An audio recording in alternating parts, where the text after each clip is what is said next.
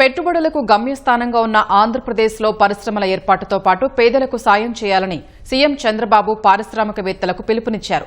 త్వరలోనే AP Singapore startup festival నిర్వహించనున్నట్లు ముఖ్యమంత్రి ప్రకటించారు. మూడో రోజు పర్యటనలో భాగంగా ఇవాళ ఐటీ, ఎలక్ట్రానిక్స్, ఫిన్టెక్ రంగాలపై సీఎం ప్రత్యేక దృష్టి సారించనున్నారు.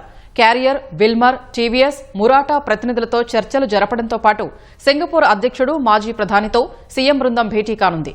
యూట్యూబ్ అకాడమీతో రాష్ట్ర ప్రభుత్వం ఒప్పందం చేసుకోనుంది. రాష్ట్రానికి పెట్టుబడులే లక్ష్యంగా సీఎం చంద్రబాబు బృందం సింగపూర్లో విస్తృతంగా పర్యటిస్తోంది. నవంబర్లో విశాఖ వేదికగా నిర్వహించనున్న భాగస్వామ్య సదస్సుకు సన్నాహకంగా ఏపీ సింగపూర్ బిజినెస్ ఫోరం ఆధ్వర్యంలో చేపట్టిన రోడ్ షోకు చంద్రబాబు హాజరయ్యారు. సింగపూర్ కంపెనీల ప్రతినిధులతో పాటు ఏపీ నుంచి కూడా పెద్ద ఎత్తున ప్రతినిధులు ఇందులో పాల్గొన్నారు. రాష్ట్రంలో అమలు చేస్తున్న పారిశ్రామిక అనుకూల పాలసీలు, ప్రాజెక్టులు, పెట్టుబడులకున్న అవకాశాలతో పాటు ఏపీ అభివృద్ది కోసం రూపొందించిన 2047 స్వర్ణాంధ్ర ప్రణాళికలపై ముఖ్యమంత్రి పవర్ పాయింట్ ప్రెజెంటేషన్ ఇచ్చారు. విశాఖ వేదికగా నవంబర్ 14, 15 తేదీల్లో సీఐఐ, ఏపీ ప్రభుత్వం సంయుక్తంగా నిర్వహించే పెట్టుబడుల సదస్సుకు సింగపూర్ ప్రతినిధుల్ని చంద్రబాబు ఆహ్వానించారు. సింగపూర్ అభివృద్ది స్ఫూర్తితోనే రాజధాని అమరావతి నిర్మాణం చేపట్టినట్లు చంద్రబాబు వ్యాఖ్యానించారు. ఏపీలో పెట్టుబడులకు సింగపూర్ పారిశ్రామికవేత్తలు ముందుకు రావాలని పిలుపునిచ్చారు. ఏపీలో సులభతర వాణిజ్య విధానాల్ని ప్రోత్సహిస్తున్నట్లు వెల్లడించారు.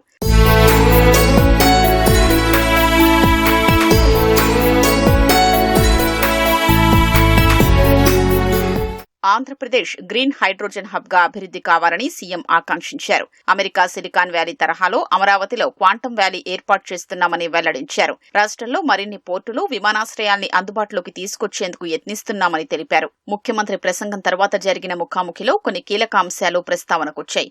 సింగపూర్ ఏపీ స్టార్టప్ ఫెస్టివల్ నిర్వహిస్తే యువ పారిశ్రామికవేత్తలకు ఉపయోగకరంగా ఉంటుందనే ప్రతిపాదన వచ్చింది. దీనిపై సానుకూలంగా స్పందించిన సీఎం స్టార్టప్ కంపెనీలకు తాము ఎప్పుడూ అనుకూలంగానే ఉంటామని స్పష్టం చేశారు. పారిశ్రామికవేత్తల నుంచి వచ్చిన ప్రతిపాదన మేరకు సింగపూర్ ఏపీ స్టార్టప్ ఫెస్టివల్ నిర్వహణకు సిద్ధంగా ఉన్నామన్నారు. Andhra is having solar, wind, pumped energy, under the same time ports. Government of India has announced 500 gigawatts power by 2030. In that, Andhra is going to contribute 160 gigawatts green energy. And also green hydrogen, 2-3 projects are going on. 1,65,000 crores they are going to spend green hydrogen for exports and domestic purpose. This is one area anybody is interested. We are very much interested to push this green energy. And electronics, semiconductors, drones, logistics, ports, airports, inland waterways, pharma, we are very strong. We want to take further. Biotechnology, we are focusing. Tourism is another sector. Everything we are planning in Andhra Pradesh. You can come, or otherwise we are going to send you in the near future 500 projects where PPP model you can come and invest in Andhra Pradesh. Singapore పర్యటనలో మూడో రోజైన ఇవాళ ముఖ్యమంత్రి బృందం IT, electronics, fintech, ఆరోగ్య, పరిశ్రమలు, మౌలిక సదుపాయాల రంగాల్లో పెట్టుబడులను ఆకర్షించేందుకు వివిధ సంస్థల ప్రతినిధులతో చర్చలు జరపనుంది.